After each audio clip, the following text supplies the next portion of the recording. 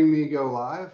So I don't know if I've angered the YouTube with my discussions on medicine or COVID or something, but I'll have to look into that.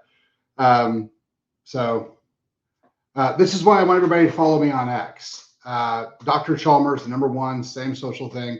Follow me on X, because apparently YouTube, I said something that YouTube didn't like, and so now I can't live stream to YouTube. So I'll have to go look into that. My guess is it's something about health or COVID or something like that. So I guess we will have to see. So one of the things I've gotten lots of questions on is, do I do anything with mindset? Mindset is critical to everything I do. I do tons and tons of work on mindset. I work with patients on it. I work with myself on it. I work with my kids on it. Mindset is, your mental function is the #1 thing that dictates everything else. It is the stream for which it's the life force, or the stream, the fountainhead from which everything else comes.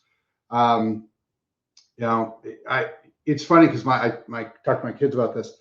I'll tell you the story. So when I did one of my long fasts, my son was there and he had just made some hamburgers, and he was like, "Hey Dad, I made some hamburgers. Do you want one?" And I was like, "No, but I'm not eating for a little bit." He was like, "How long?" And I said, "Till Thursday," and it was Monday. And I told him that. And he was like, "Wow, that sounds really hard." And I went, "Eh." And he goes, "But that's probably why you're doing it, because you like to do hard things." That's kind of the genesis. That's the whole function of it. It's doing the hard things. The stronger your mind is, the easier everything in your life is. And the reason that you want to do hard things, just pick them. Pick something that's hard. I wrote a book. I did a TED Talk. I'm doing this. The fasting thing, all the different things. Waking up at 4 a.m. to read and stuff like that. It all kind of compounds upon itself. If you're used to doing a hard thing that is a level 3 or 4, and life throws a 5 or a 6 at you, it can break you. It can crush you. It's, "Oh, this is too difficult. This is too much, difficulty. This is too much uncomfortableness. I don't know how to deal with this. I can't deal with all of this all at once," and you just collapse in on yourself. If you're used to doing things that are a 5 and a 6, finding solutions, finding ways of making yourself comfortable, finding the joy in the struggle. If you're used to that and life throws you a 6 or a 7, you can deal with it. You can muster through. You can capitalize. You can move. The most important things, the greatest amount of wealth, the greatest amount of success has always come in the worst of times for everybody. If you look at the thing that has created the most millionaires outside of capitalism, would be the Great Depression.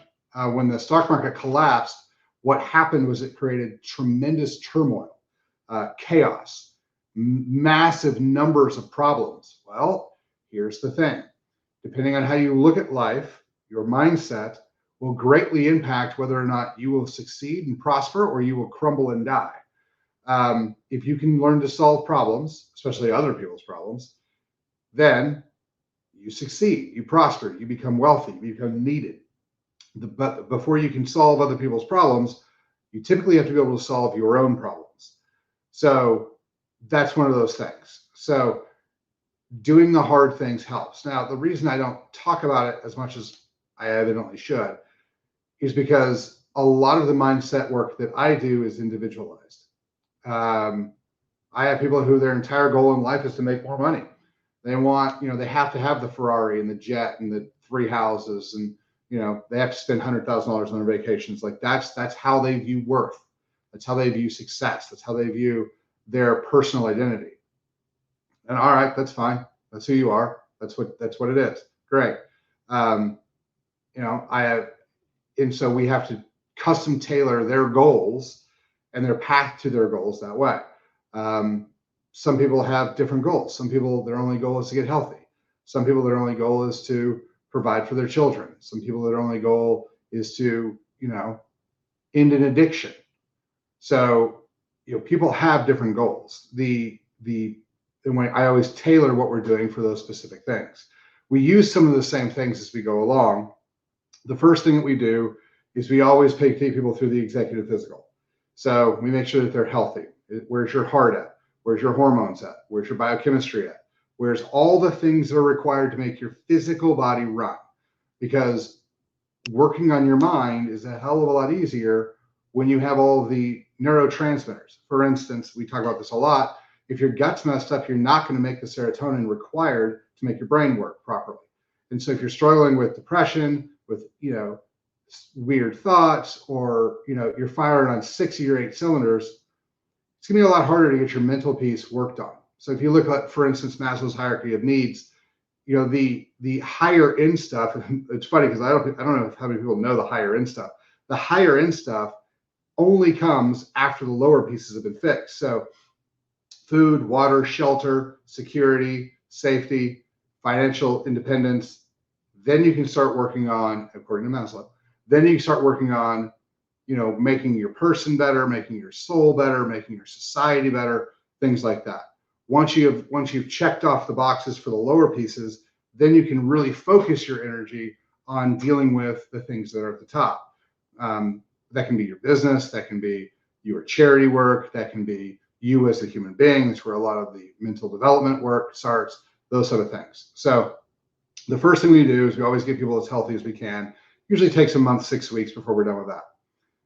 Then we sit down and we actually start going over goals. And this is where the personality thing comes in. And so I'll work with people to develop what it is their real goals are and why. Sometimes we work through the money thing. For instance, when people, have a Ferrari and a Mercedes, and they're like, well, I got to get a McLaren now. And so we go, all right, well, that's fine. Money and property and items can be your goals. That's fine. We can do that. But let's take a second and walk through why. Like, if you're a car freak, and I have lots of friends who are car freaks, they would literally, like, their house could be a garage with a bathroom and a pantry, and that's it. And they'd be totally happy with life. All right, for those guys, that's their passion. And to be like somebody who loves art, because cars for a lot of people are art, and I totally understand that. It is something they're just enthralled with. And if that's the thing, I get it. But a lot of times we'll walk through it and be like, why is it that you feel you need another Ferrari? And we go through that. We make sure that, is that really the goal we're after, or psychologically, do we have something that we're feeling that we're missing? Because it doesn't matter how many Ferraris you stick in your garage, if that piece is covering up a hole that you can't fill in a different way, you're always going to feel like you're lacking. This is where we start talking about, this is where the people talk about money has problems. Money has no problems at all. There's zero problems with money. It is completely inanimate. It's not evil. It's not good. It is just a tool, like a screwdriver. I mean, or whatever, any tool, you can use it for good or for bad. I can't think of a tool that would be functional to build a house or to build a car that you couldn't use to kill someone. So it's just a tool, how you use it. What a lot of times I see is that the problem, though, is that people start to have a hole in them, and they think that the way to fix that hole, to fill that hole, to be fulfilled, to feel as though their purpose is being productive, is to get that new thing. And so they end up, the easiest way to tell is if, let's say you want to buy a Ferrari, and it's $200,000. You have to save up $200,000. You get to $180,000 and you go, do I really want the Ferrari? That's how you instantly know that probably isn't the thing that your body is, the hole in you is for. So that's the thing, because that's where I see a lot of people get in trouble. It's, I have to have the Ferrari. And so they work really hard and they increase their income and they buy the Ferrari. Well, they were living paycheck to paycheck when they had the Mercedes, and now they made more money, but now they're still living paycheck to paycheck because now they have a Ferrari. But you know what? It wasn't the Ferrari. It was I need a Ferrari and a Lamborghini, but I don't have the room for it, so I have to buy a bigger house. And so they work and they buy the bigger house. And now they can buy the Ferrari. So they work in the other Lamborghini. So now they buy the Lamborghini. Now they have a bigger house, a Ferrari, a Lamborghini. And now they're like, well, what do I need now to make me happy? If the first one didn't get there, the house didn't get there, the extra car didn't get there, that might not be what you really are longing for. And so we try to examine that. And when we look at goals, be like, what are your real goals? And when they come out and we go through this, that's what we usually come up with. Typically, not always, like the art example I gave, typically physical possessions are not your actual goals. So For instance, I'll give you a great example of a physical goal that I had when I was younger. Um, a long time ago when I was in school, I went to a club that was a really high-end club. You had to be invited. I knew one of the bouncers, and he got me in. And that's a little of my connections at that point when I was in college. Like I knew bouncers, right? Now I know the club owners. It's a little different. But so I got in because the bouncers were there and I was really cool. And the guys were pulling up were in Rolls Royces and Bentleys and stuff like that. And I remember seeing a Continental GT, a Bentley, and thinking, that's when I know I've made it. When I can buy a Bentley, I'll know I've made it. And so I got one several years ago. And every time my garage door would open, I would giggle a little bit for years. I loved seeing the badge. I loved seeing the car. And that's when I realized the reason I love the car so much because it was a representation, a symbol to me that I had finally made it. However, I didn't feel like I'd made it. There's the car in the garage. There it is. There it is. Yeah, that was the symbol. You knew you'd made it once you could buy a Bentley, and you bought one. There it is. It's in the garage. Do you feel like you've made it? I didn't. I didn't feel like I'd climbed to the top of the mountain. I was looking down and everything. All I could see was the higher part of the mountain. And I was like, well, the Rolls Royce Wraith is really nice, and I've got buddies who have jets, and it'd be really cool to have a jet because once you have a jet, that means you've really made it.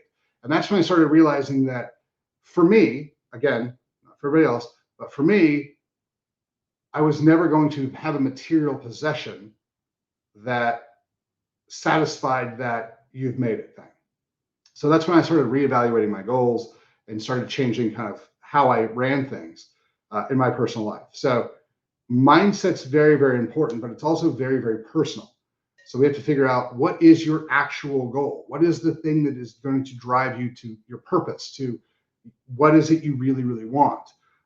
For me, it ended up being legacy. I want to use the gifts that God has given me to change the world that is around me. That's my goal. So, if there's private jets and cars in the future, okay, I don't think they're going to be because I don't care. So that's where that is. But before I could actually start focusing on what I'm doing now, I had to realize what my actual goals were. And that's a big part of mindset. So one of the things we do when we do the 4 pillars with people, so the pillars of wellness, the biochemical and the biomechanical, that's the nutrition, that's the hormones, that's the exercise, that's the I feel good, I can move. Those are those 2. The other 2, that can only be done when these 2 are completed, is the spiritual and the psychological. So the spiritual and psychological, I don't spend as much time talking on because we haven't gotten through phase 1 yet. We'll start talking more about it because people keep asking me about it. But you'll have to understand that it's going to be when people ask me questions like, well, you said this. I'm like, well, that was for someone who has this goal line. Your goal line is different. You're in a different place in your life. So before you can get to step 5, you got to go through step 3 or 4. And sometimes these steps are a little bit different for everybody. I'll try to condense them into the things that everybody needs to do. But this is also where the psychedelics start coming in. This is where the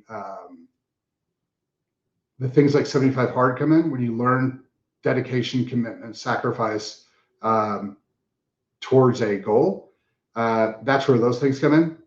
So that is substantially more important than the rest of the things. Because everything is driven by the way your mind functions and the way your mind works, the way your relationships are, the way you treat your kids, the way you treat yourself, your success towards your goals.